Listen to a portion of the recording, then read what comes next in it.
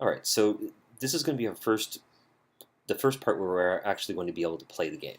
So before here, we had the little bit of an introduction cinematic, kind of help the story along, give us an idea of what we're going to be doing during the demo, or not doing, but where we're coming from, I guess.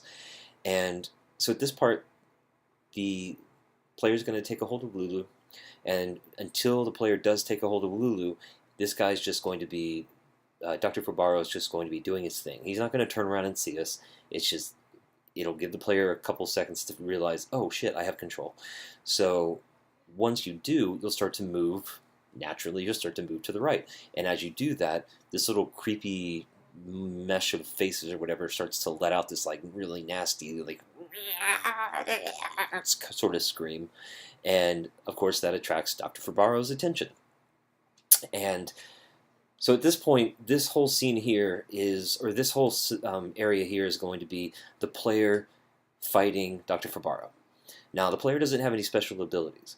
We can jump, we can hit, like I can run up to him and um, knock him back or hit him in another way, but that's about it. And so getting close to him is going to be basically me trying to avoid what he's throwing to then see my opportunity and take it. And I might have to hit him a couple of times, and then until he finally goes down. Like maybe I hit his head's the last thing I hit or whatever. I don't know. And but during that, he'll be throwing bottles. But to kind of for me to kind of help me justify why she can't throw bottles back is every time he throws something that's in here, it hits the ground and breaks. Or if it hits her, it breaks. Every once in a while, he'll throw something out that I can use as health, but it won't be something I can use as a weapon towards him because we're not giving her the ability to throw stuff right now. We're going to do that later on after the demo. But for now, that's it.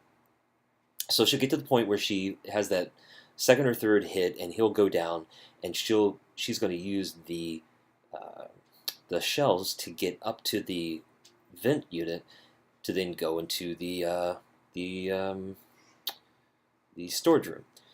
So as she's doing that, as she's moving up, Dr. Fubaro starts to come to and tries grabbing for her, but she's already too far ahead. And as he's doing that, he pulls some of these bottles off, and they fall on him, and basically all of this stuff starts like fizzing and pussing and all this like this nasty, this really what's going to be really cool special effects are going on all over him. And he's like, oh my god! And he's like doing all these writhing and his hands going all over the place, and then he just like plop turns into like this squidish sort of pile of like squid meat mashed potatoes or something like that, and we leave. But of course, there's this like foreshadowing about what's going to happen later on, or at least possibility. So anyway, we move to the next area.